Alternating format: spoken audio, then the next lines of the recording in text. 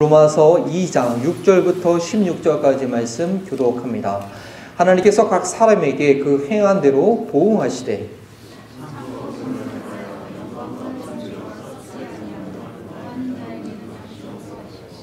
오직 당을 지어 진리를 따르지 아니하고 불의를 따르는 자에게는 진노와 분노로 하시리라.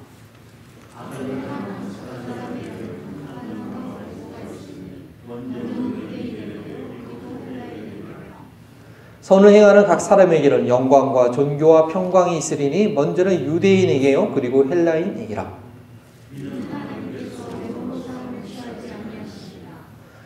무릇 율법이 없이 범죄한 자는 또한 율법이 없이 망하고 무릇 율법이 있고 범죄한 자는 율법으로 말미암아 심판을 받으리라.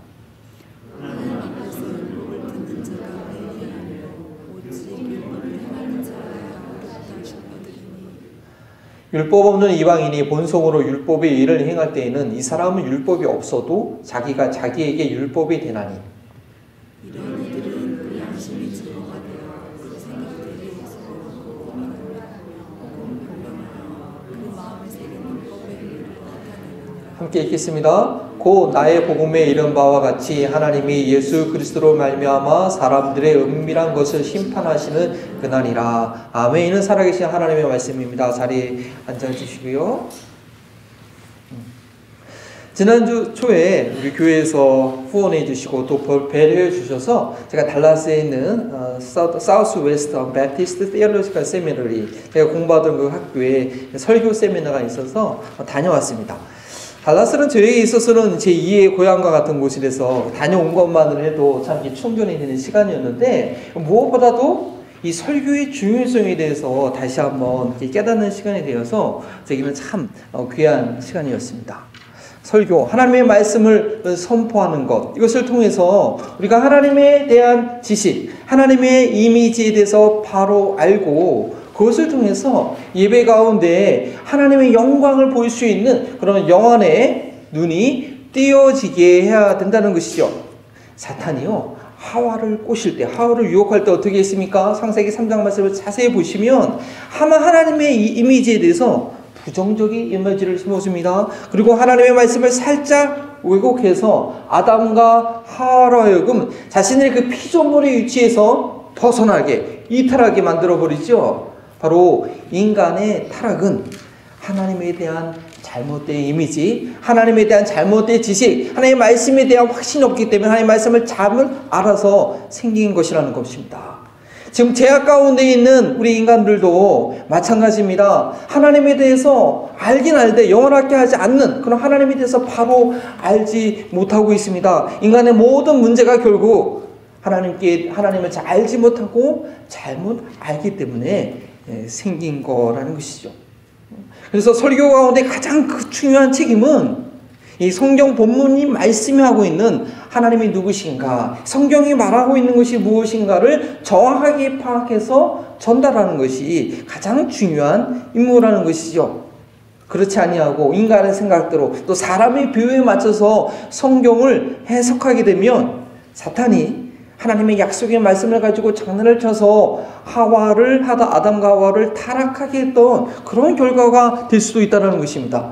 요즘 핫 이슈인 우리 신천지의 문제가 무엇입니까? 저들이 성경을 가르칩니다. 무료 성경 신학원이라고 해서 얼마나 열심히 성경을 가르치는지 모릅니다. 하지만 저들의 성경 해석이 완전히 엉터리이죠.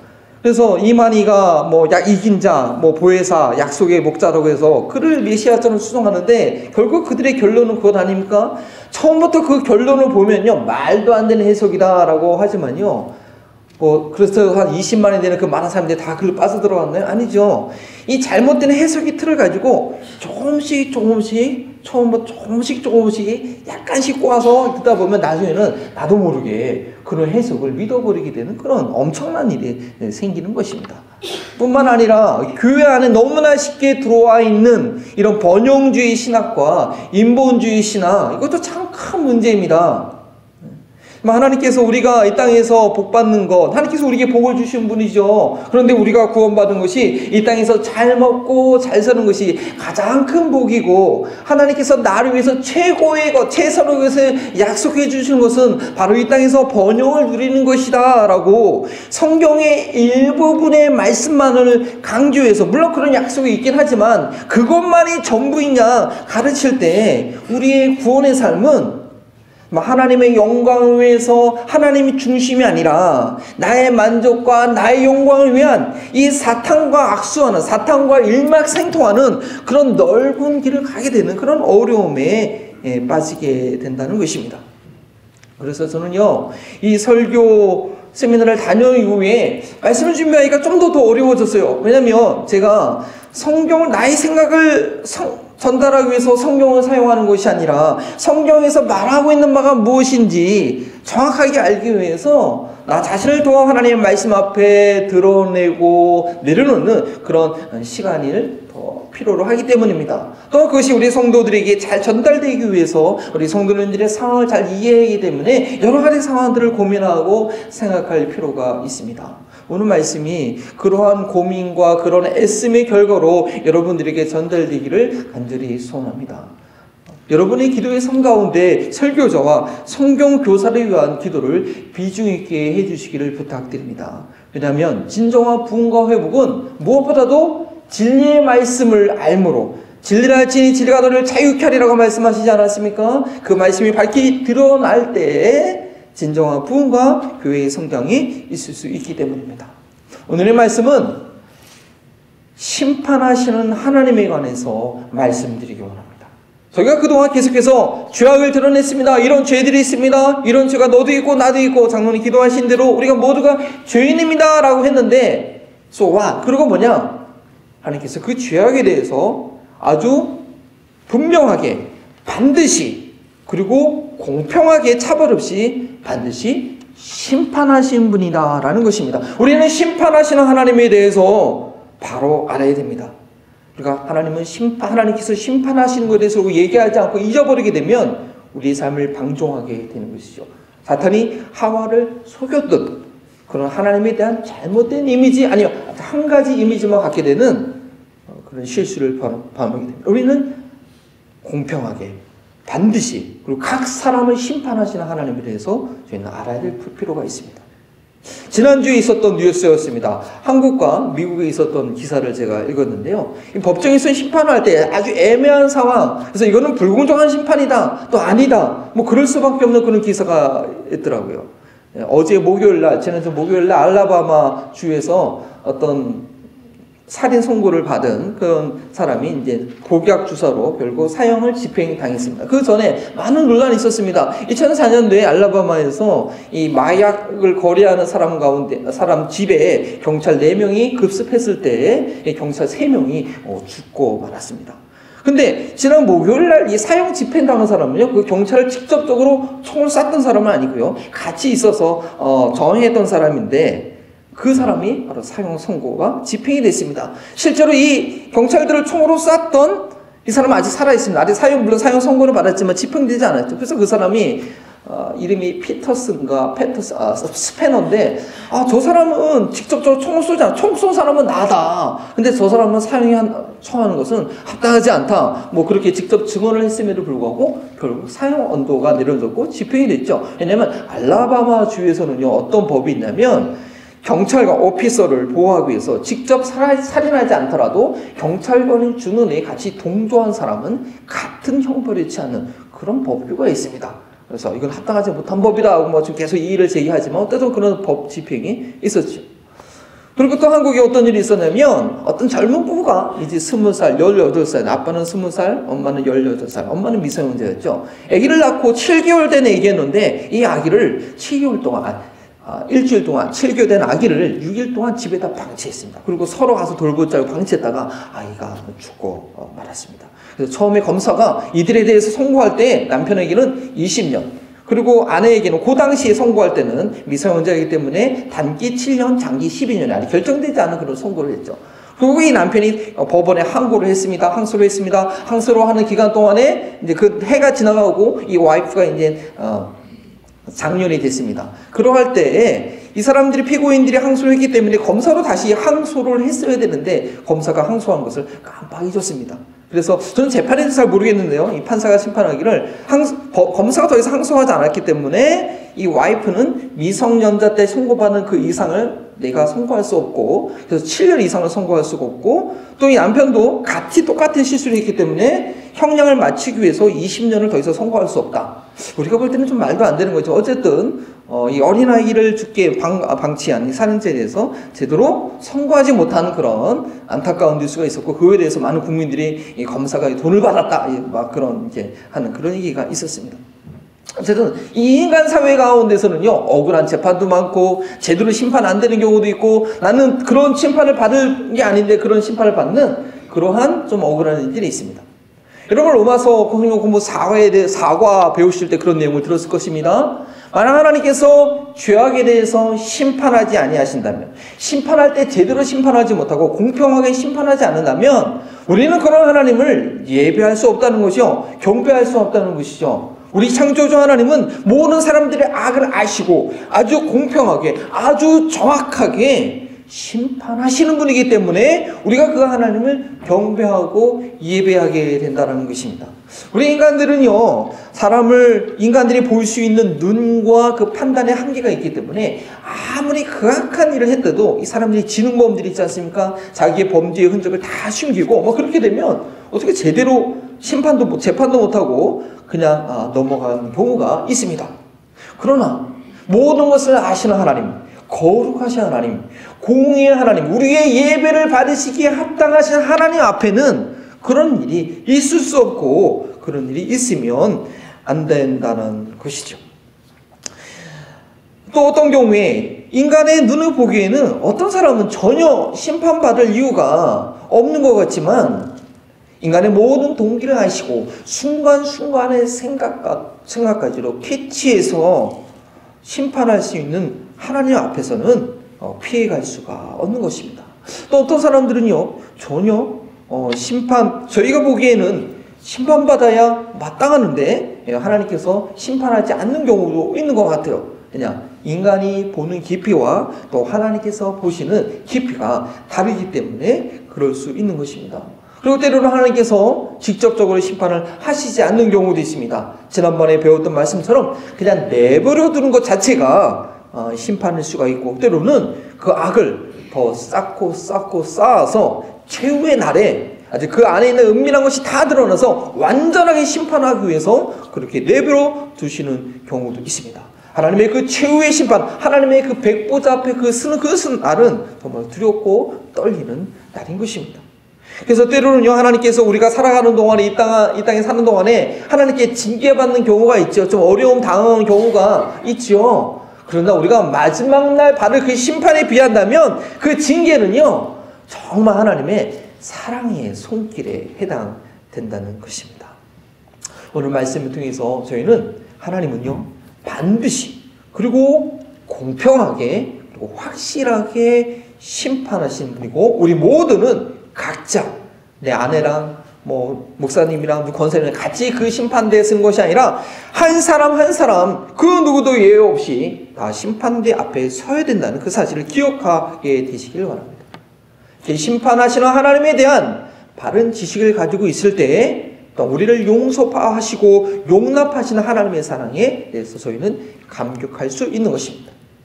첫 번째로 하나님은요 보응하시는 하나님이십니다. 2장 6절 말씀이었죠. 각 사람의 행한 대로 보응하시되 하나님은요 이 세상에 대해서 방관자도 또한 내가 행하는 것에 대해서 모르고 아무것도 못하시는 그런 무기력한 분이 아니라는 것입니다.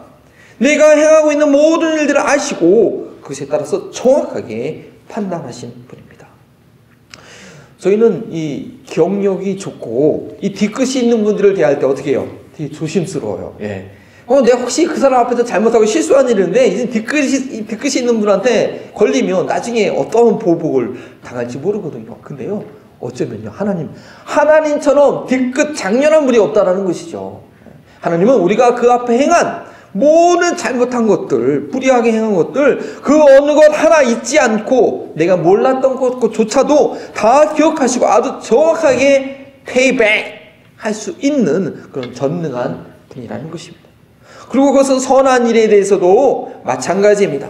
하나님이야말로 선악을 가장 정확하게 판결하신 분이기 때문에 악에 대해서 분노하실 뿐 아니라 선에 대해서도 또한 기억하시고 그에 상응하는 보응을 하시는 분입니다. 그래서 6절 말씀 우리 다시 한번 함께 마음을 새기면서 읽어보겠습니다. 하나님께서 각 사람에게 그 행한 대로 보응하시되, 하나님께서는요 저희가 이 악한 세상에서 선을 행하는 것이 얼마나 어려운 일인지 너무나 잘 알고 계십니다. 저희가 선을 행할 때 외롭고 힘든 길이지만 끝까지 포기하지 않고 인내함으로 행한 것임을 하나님께서는 알고 계십니다. 그래서 참고 선을 행하는 자, 즉 영광과 존귀와 썩지 아니할 것을 구하는 자에게 반드시 보상해 준다고 했습니다. 영광과 존귀라는 말에 가장 합당하신 우리 하나님과 함께 영원히 살 수 있는 그런 영생으로 보상해 주십니다. 그러나요 8절 말씀대로 그렇지 아니하고 진리를 거스리고 악을 행하는 자들에게는 반드시 어떻게 해요? 진노와 분노로 하신다는 것입니다. 진리를 거스리는 자들에 대해서 하시는데, 근데 이들은 보면 꼭 물을 지어서 행합니다. 우리 1장에서 고발했듯이 죄악을 행하는 자를 옳다하고 또 그런 사람과 같이 하지 않습니까? 또 요한계시록 12장 9절 말씀에 보니까요 사탄이 그를 따르는 무리 사자들과 함께 하늘에서 쫓겨나는 것처럼 이 악을 행하는 자들은 무리를 행해서 행합니다. 진리에 대해서 혼자 대적하지 못하니까요 당을 지어서 물을 지어서 진리를 거스립니다. 저희가요 사탄의 속임수에 넘어가면 안 됩니다. 악한 사람은요 절대 악한 일을 혼자 하지 않습니다. 진리를 행하는 사람은 외롭고 힘들고 그 좁은 길로 가는 사람이 많지 않기 때문에 혼자 가는 경우가 많은데, 이 악을 행하는 거는요 인간의 죄성 때문에 사람들이 몰려들고 힘을 합쳐가지고 바벨탑을 쌓듯이 그 악에 대해서 대응한다는 것이죠. 우리는 그 악에 대해서 절대 속아 넘어가면 안 됩니다. 꼭 연약한 사람들을 미혹해가지고 그 악한 일에 앞장서게 만드는 경우가 있다는 것이죠. 저희는요 6장과 8절에 기록된 이 하나님의 속성에 대해서 유심히 생각하면서 기억해야 됩니다. 그래야만 구원에 대한 기초를 바로 할 수 있습니다. 하나님께서는 각 사람을 그 행한 대로 보응하시는, 곧 그가 행한 대로 갚아주시는 분이라는 거죠. 거기서 구원에 대한 이해가 시작될 수 있습니다. 하나님으로부터 우리가 생명을 받았기 때문에 우리는 하나님 앞에 각자 그 생명을 주신 하나님 앞에 서는 날이 있는 것입니다. 하나님께서 우리에게 생명을 주실 때요 우리에게 하나님의 형상을 주실 때 그냥 물을 땅에다 쏟아 버리듯이 아무렇게나 상관없이 주시지 않았다는 것입니다. 기억하시고 관리하시고 책임 있는 존재로 우리에게 생명을 주시고 하나님의 형상을 주셨습니다. 그래서 내가 산 삶에 대해서 반드시 책임을 져야 됩니다. 우리가 가진 생명은 너무나 소중한 것입니다. 어떤 사람이 수십만 달러를 이렇게 맡겨줬으면 그게 맡겨주고 그냥 잊어버리는, 아니죠. 맡겨준 거에 대해서 어떻게 했는지 확인하고 있지 않겠습니까? 우리에게 주신 생명은, 우리에게 주신 삶은 너무나 소중한 것입니다. 하나님께서 반드시 묻고 넘어가십니다. 그분의 거룩한 성품에 따라서 그분의 전지전능한 능력으로 반드시 물으십니다. 그리고 그 물음에 어떻게 답하느냐가 바로 우리 구원의 여부를 결정합니다. 그러나 오늘 본문에는 그런 구원의 방법에 대해서는 말하지 않고 있습니다. 단지 영생의 길과 진노와 진리 위에 있다는 것을 알려줍니다.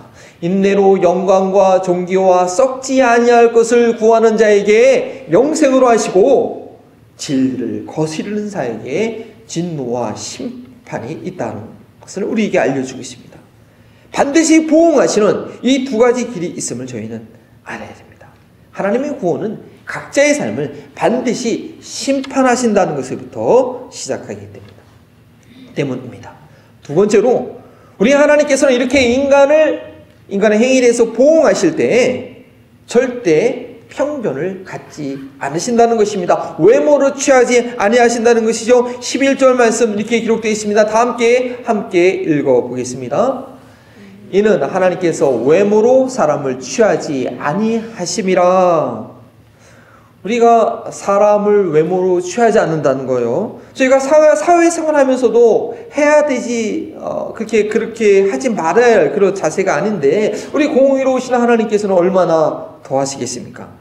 저희가 어떤 사람에서 저 사람은 에이시안이니까 저 사람은 백인이니까 저 사람은 어느 나라에서 온 사람이니까 하고 이렇게 선입견을 가지고 바라보는 것, 아주 미국에서는 혐오라고 해서 아주 나쁘게 얘기하고 있지 않습니까? 저희는 그렇게 하지 않는 것처럼 하나님도 우리에 대해서 인간 보응하실 때 너는 한국 사람이니까, 너는 유대인이니까 어떤 그런 외적인 외모를 가지고 판단하지 않으신다는 것입니다. 누구나 동일한 기준으로 보응하신다는 것입니다. 어느 민족으로 태어났든지 상관없습니다. 내가 누구의 자손이었든지 상관없습니다. 나의 부모가, 나의 배우자가 내가 어떤 자녀를 두었든지 하고 상관없습니다. 옛날에 우스갯소리로 그런 말을 하지요. 나의 배우자가, 나의 아내가 신실하게 믿음 생활을 하면 이거 나의 와이프 치맛자락 붙잡고 나 천국 갈 거다라고 방탕한 생활을 하면서 하는 남편들의 그 변명은 전혀 가능하지 않은 것입니다. 오직 각자 내가 행한 일을 가지고 하나님께서 보응하십니다.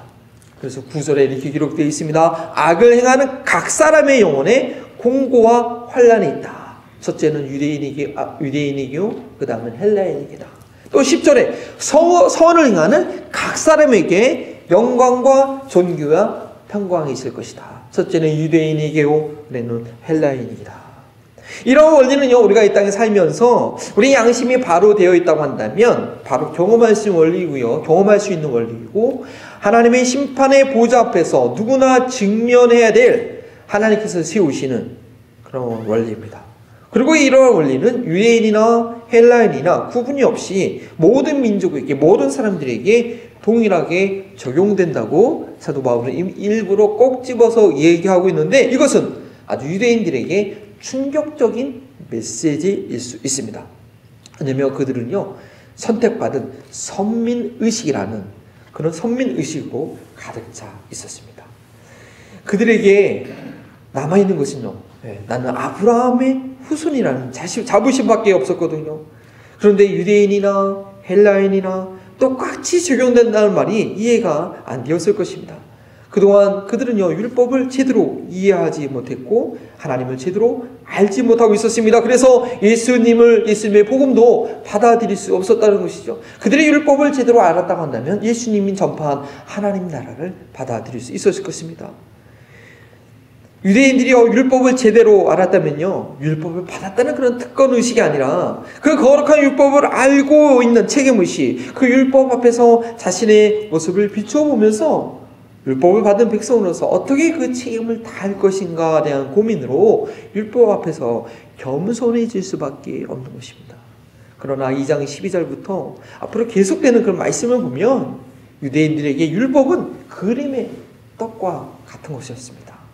남들에게 자랑은 하지만 실제로 자신들에게는 아무 유익이 되지 못했습니다. 왜냐하면 그것을 지킬 능력이 그들에게는 전혀 없었기 때문입니다.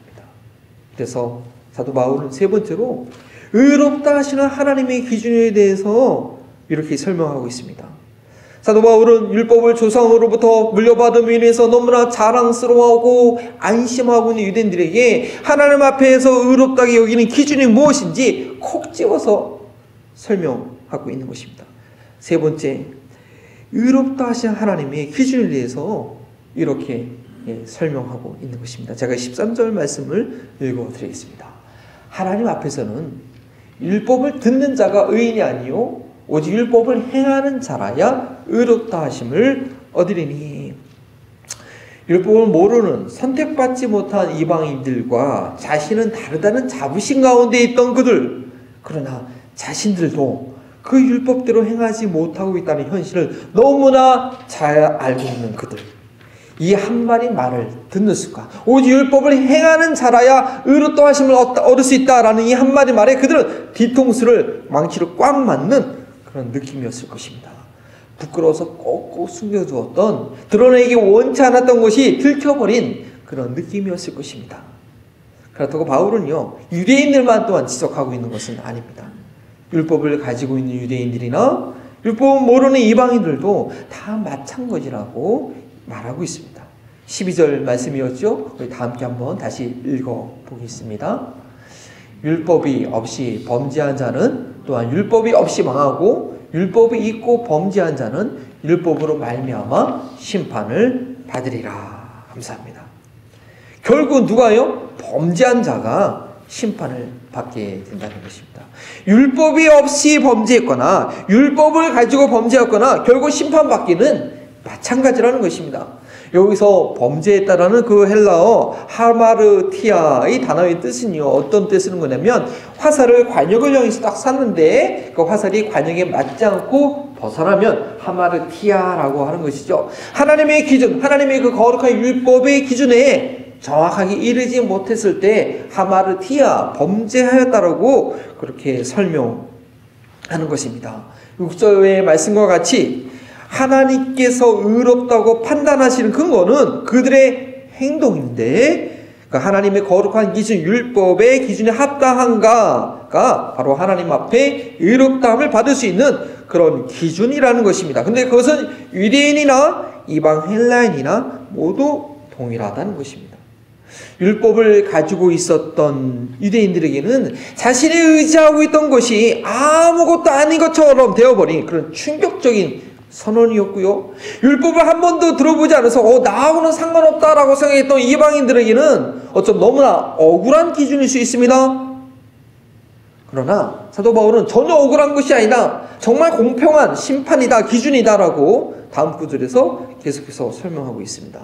물론 9절과 10절에 먼저는 유대인에게요, 다음에는 헬라인에게라라고 표현한 것을 볼 때 유대인들이 범죄한 것에 대한 심판이 순서적으로 더 명확하게 먼저 내려지는 것을 우리가 생각할 수 있게 됩니다. 그러고 그럴 것이 유대인들에게는 율법이라는 내용이 있어서 너무나 다 알고 있는 그런 내용이 있어서 누군가 그 율법을 지키지 않으면 너는 판단받아서 너는 심판받을 거야 라고 분명하게 금방 얘기할 수 있었기 때문에 이렇게 가능했죠. 그렇다면 이러한 하나님의 심판 기준, 판단 기준을 받지 못한, 율법을 받지 못한 이방인들에 대한 심판은 어떻게 진행이 됩니까? 그 비밀에 대해서 14절과 15절에 말씀하고 있습니다. 유대인들은 자신들만 하나님의 율법을 소유하고 있다고 자부하고 있었는데요, 사도 바울은요, 하나님의 감동으로 기록된, 성령으로 하나님의 계시를 받아서 하나님의 말씀으로 기록하고 있는 편지에 뭐라고 설명하고 있느냐? 이방인들 역시 하나님의 율법을 가지고 있다라고 설명하는 것입니다. 어떻게요?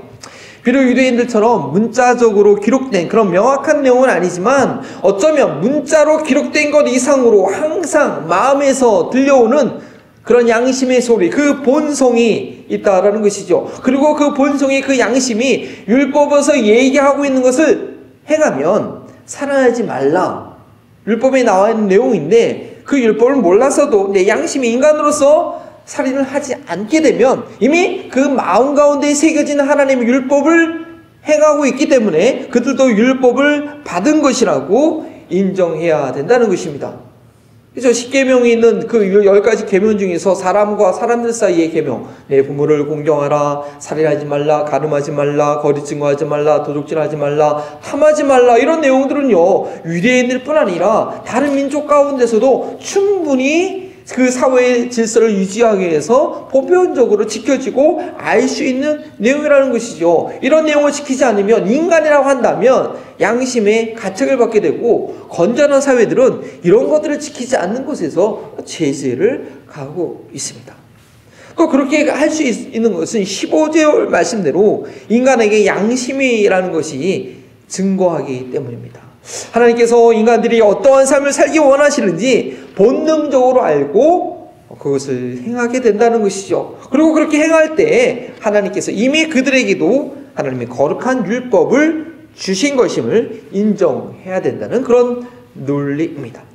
그러나 그들에게 어떤 객관적인 근거로 이렇게 문서로 딱 준 것이 아니기 때문에 이방인들에게는요, 그 여러 가지 생각들이 변론하는 과정을 통해서 하나님께서 그들 가운데 새겨진 마땅한 도리, 그 율법을 내용을 찾아서 행하도록 되어 있습니다.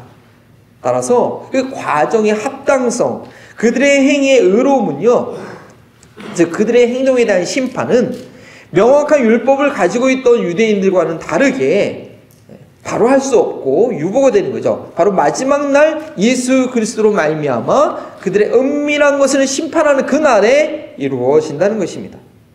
물론 이 구절에 대한 해석이 분분할 수 있습니다. 하지만 제가 이렇게 15절과 16절을 연결해서 해석하는 것은 헬라어 원어 본문에 15절과 16절은 한 문장으로 연결되어 있습니다.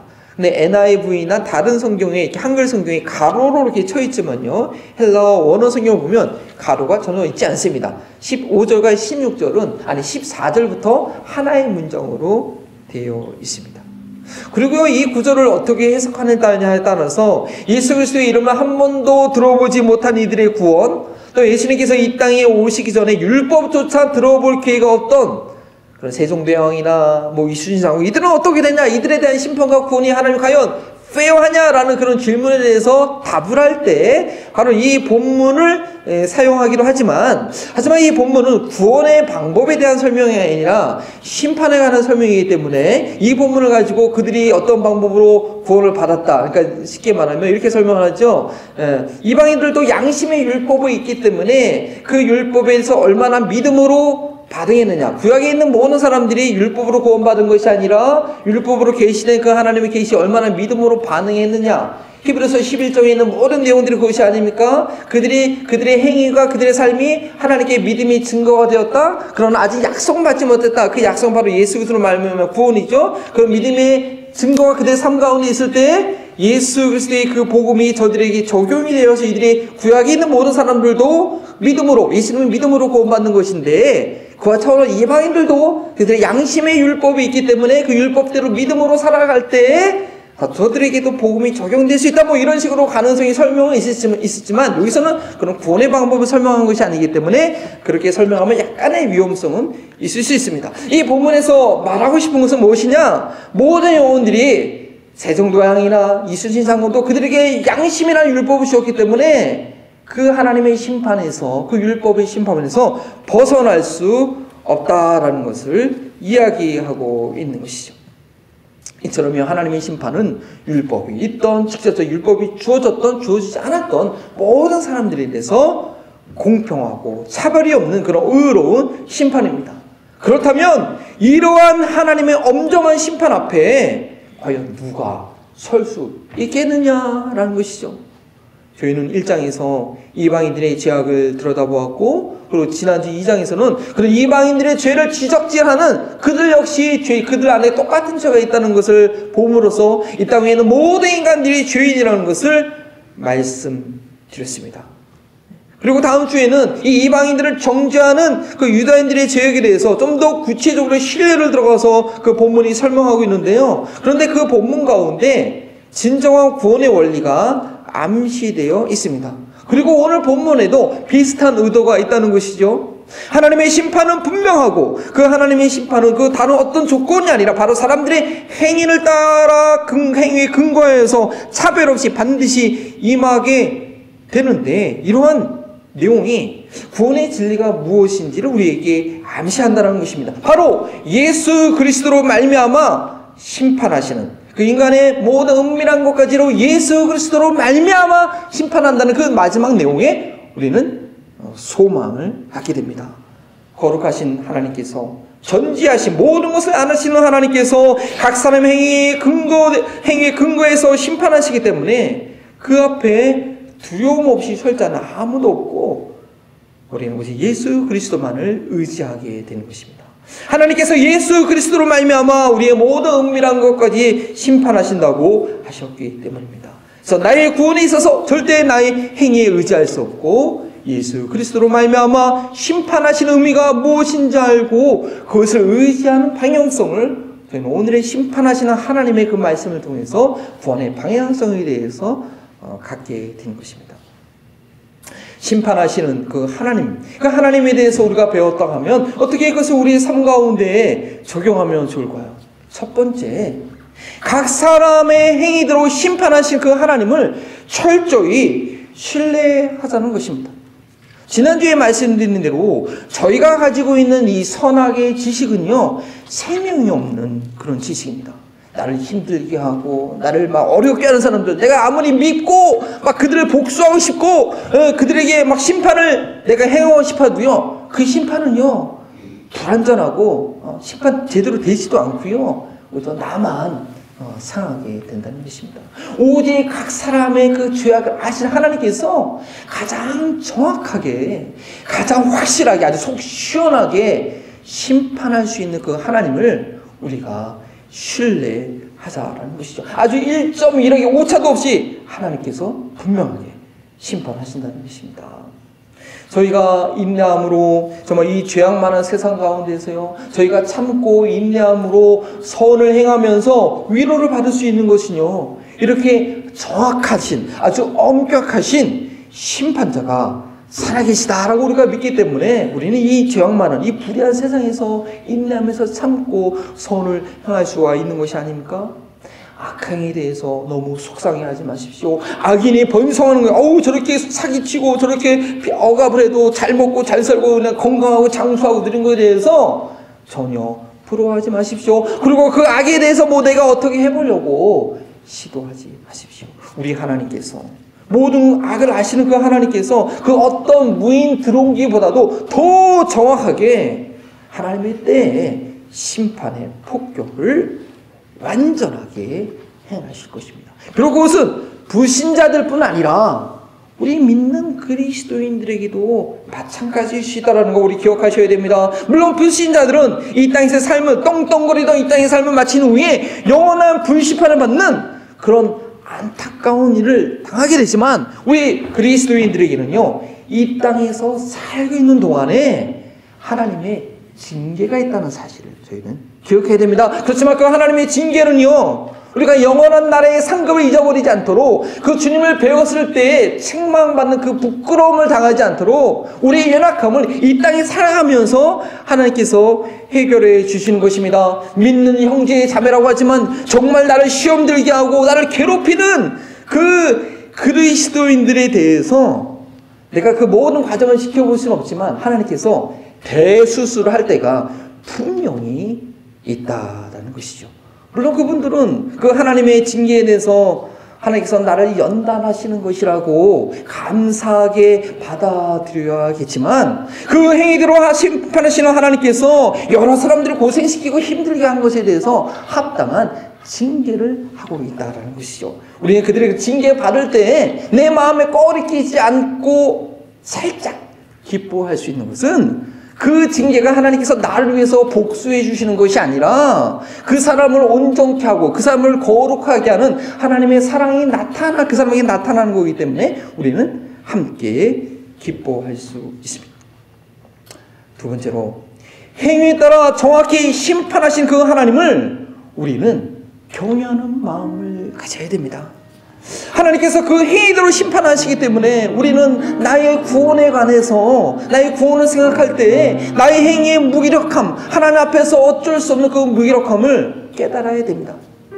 오늘 말씀을 듣고서 내가 구원받기 위해서 하나님 앞에 나의 행위를, 나의 행동을 더 바르게 해야겠다라고 하는 그런 생각을 하게 된다면, 그것은 하나님이 우리 인간을 어떻게 심판하시는지, 어떻게 엄밀하게 정확하게 심판하시는 하나님인 잘 모르기 때문에 자신의 헛된 행위를 내세우려는 그런 어리석은 시도를 하는 것이지요. 그 행위대로 심판하시는 하나님으로 말미암아 나의 모든 인간의 행위가 아무것도 아니라는 그런 절망감을 가짐으로 인해서 오직 예수 그리스도로 말미암아 그 은밀한 것까지 심판하시기 때문에, 하나님께서 예수 그리스도를 통해서 내게 행하신 그 일이 무엇인지 정말 두렵고 떨리는 마음으로, 경외하는 마음으로 하나님께서 나를 위해서 행하신 그 일들을 저희는 소망하고 그것을 받아들여야 합니다. 그렇게 하나님께서 예수 그리스도로 말미암아 나를 위해서 행하신 일을 받아들임으로 내가 하나님의 자녀가 되었다고 한다면요, 우리는 하나님이 나의 아버지로서, 우리가 하나님의 자녀로서 나를 징계하시는 그 징계를 저희는 경외함으로 잘 받아들여야 됩니다.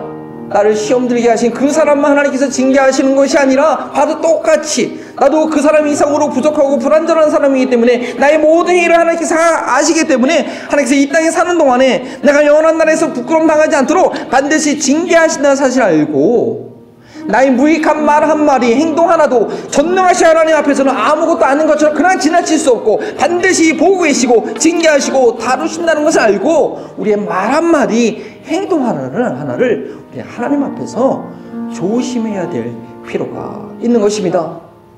또한 구원받은 자로서 우리가 하나님 앞에 헌신하고 충성하고 노력하는 것, 우리 하나님 다 그것을 기억하시고 그것이 무익하지 않고 우리 하나님 다 기억하시고 영원한 나라에서 영원한 상급으로 반드시 내게 갚아주신다는 것, 그 행한 대로 갚아주신다는 것을 우리가 믿음으로 우리에게 주어진 일들을 충성을 다해서 포기하지 않고 감당해야 하는 것입니다.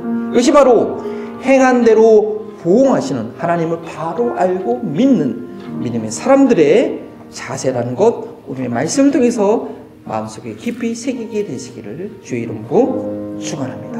우리 다 함께 일어나서 우리 하나님께 믿음의 반응 고백으로 찬양 드리겠습니다. 내 모습 이대로 받으시옵소서.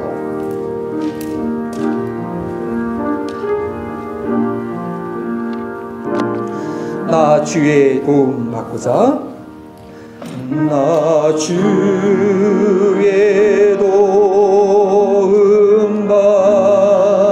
받고자 주의 주님께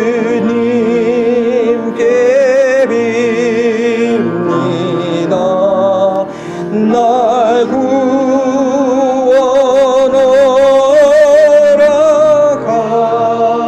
가시사 날 받아주소서. 내 모습 이대로, 내 모습 이대로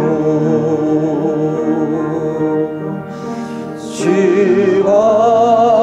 안에 오소서.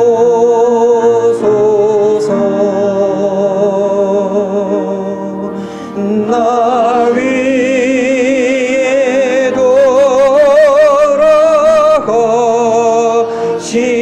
주 날 받아주소서.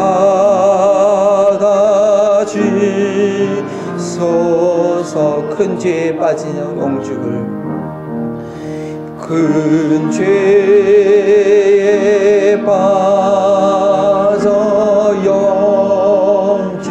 영죽을 날 위해 피 흘렸으니 주 영상대로 빚지사 날 받아주소서.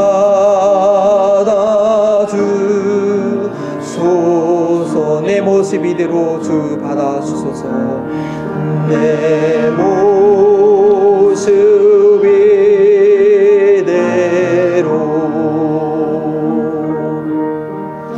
주 받아주소서.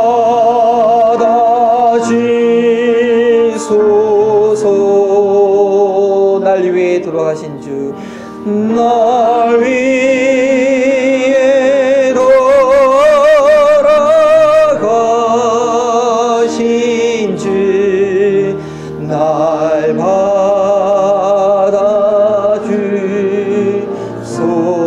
내 힘과 결심 약하여, 내 힘과 결심 약하여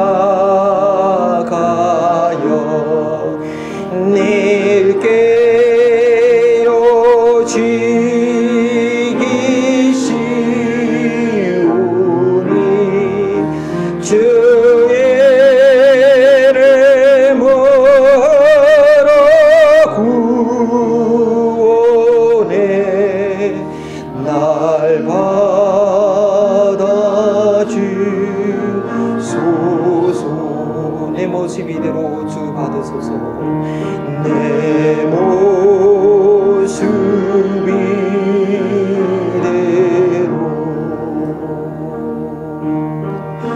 주 받아주소서.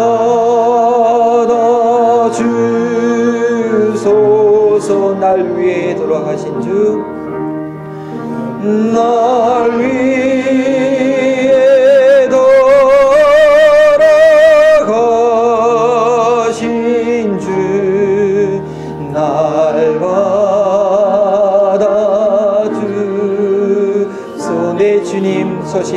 앞에 내 주님 서신 발 앞에 나 굴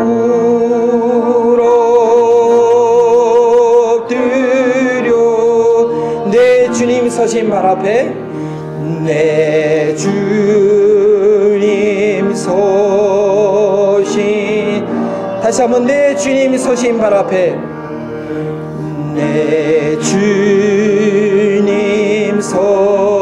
서신 발 앞에 나 굴 엎드려 쓰니 그 크신 역사 이루게 날 받아주소서. 내 모습 이대로 내 모습 이대로 주 바르옵소서. 날 위해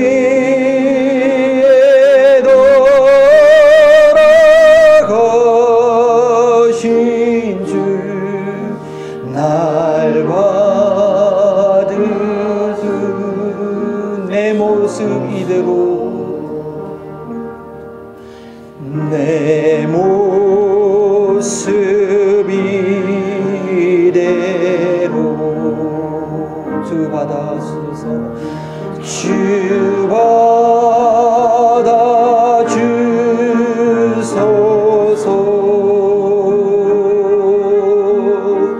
날 위해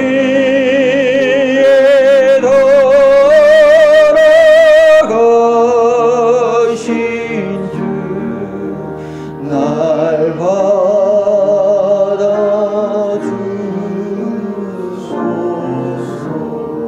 지난 한 주간의 삶을 여러분들 이렇게 보실 때 지난주에 제가 그렇게 죄송하지 마, 똥 싸지 말자 그렇게 제가 선포했지만 저희 삶을 달아봐도 아직까지도 그 심판과 정죄를 내려놓지 못한 그런 연약한 모습이 있음을 발견합니다. 저희가 어떡합니까? 정말 우리가 갈 길은 주님밖에 없습니다. 정말 이러한 모습, 이 모습 나의 모습 그대로 받아주실 분은 우리 주님밖에 없습니다. 주 앞에 나와 우리 연약함을 고백하고 정말 하나님 앞에서 나의 모든 것이 하나님 앞에서 기억하신 바 되고 알고 계신다는 걸 우리가 알고 그 앞에 두려운 마음으로 우리의 연약함을 우리의 부족함을 그러나 주님 나를 위하여 대십자가에 돌아가신 주님 그 주님께 달려갑니다. 주님 나를 받아주시고 나를 새롭게 하여 주시옵소서. 우리의 모든 죄악을 고백할 때마다 그 죄악에 머무르지 않고 깨끗게 하신다는 주님의 약속하여 나를 변화시킬 주님의 능력을 의지하여 주님께 연약함을 고백하며 주 앞에 함께 기도하겠습니다. 주여 하나님의 우리의 연약함을 주 앞에 나옵니다. 하나님 그렇게 범죄하여서도 그렇게 연약하였어도 내가 갈 수 있는 길은 내가 돌아갈 수 있는 길은 우리 주님밖에 없습니다. 주여 불쌍히 여겨 주시옵소서. 내가 주 앞에 나올 때마다 하나님이 나를 외면치 아니하시고 나의 그 연약한 모습을 나의 약한 모습을 주 앞에 고백할 때 하나님 나로 하여금 그 죄악에서 벗어나게 하여 주시고 다시 한번 새롭게 하여 주시옵시고 주님의 품 한가운데서 그렇다 내가 너의 모든 그 죄의 짐을 지고 내가 십자가에서 죽었고 부활하였노라. 나는 살아있는 하나님이여 나는 부활의 주이시기 때문에 하나님 내가 그 죄의 짐을 가지고 주님께 나아갈 때 하나님의 은혜를 구할 때 오늘도 나의 영혼을 회복시키시고 오늘도 나의 심령을 회복시키는 그 주님을 의지합니다. 주여 우리를 온전히 받아 주시옵시고 하나님 은혜 가운데 있을 수 있도록 하나님 나를 지켜보시고 나를 살피시는 그 하나님 앞에 살아갈 수 있도록 주여 붙잡아 주시옵소서. 주님 붙잡아 주시옵소서. 아버지 하나님 이 예배 시간에도 하나님 우리 주님 앞에 섰습니다. 다른 사람 앞에 서는 것이 아니라 나의 모든 생각과 행위를 아시는 그 오묘하신 하나님 앞에 섰습니다. 주여 나는 죄인이오니 불쌍히 여겨 주시옵소서. 아직도 주님을 바라지 못하고 함부로 했던 말과 행동들과 하나님 앞에 깨어있지 못한 나의 게으른 삶들을 주님께서 아시옵나이다. 주 앞에 나올 때마다 오묘하신 그 하나님 앞에 긍휼과 자비를 구하오니 나의 그 모든 연약한 것을 대신 십자가에 주시고 부활하신 그 주님을 경험하며 그 주님과 함께 동행하는 우리 삶 되게 하여 주시옵소서.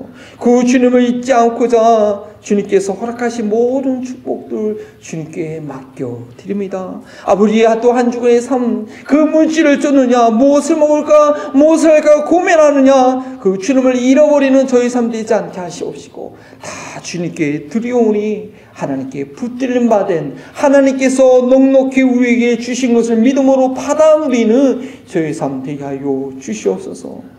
아니, 저희 교회에게 놀라운 복을 허락해 해주시니 감사합니다. 정말 이 제물들이 오병이의 기적처럼 복음이 증거되는 가운데 전하에 죽어가는 영혼들을 하나님 우리 마음 가운데 품게 하시고 그 가운데 놀랍게 능력있게 기도와 함께 쓰여지게 하여 주시옵소서. 감사하며 예수 그리스도의 이름으로 기도합니다.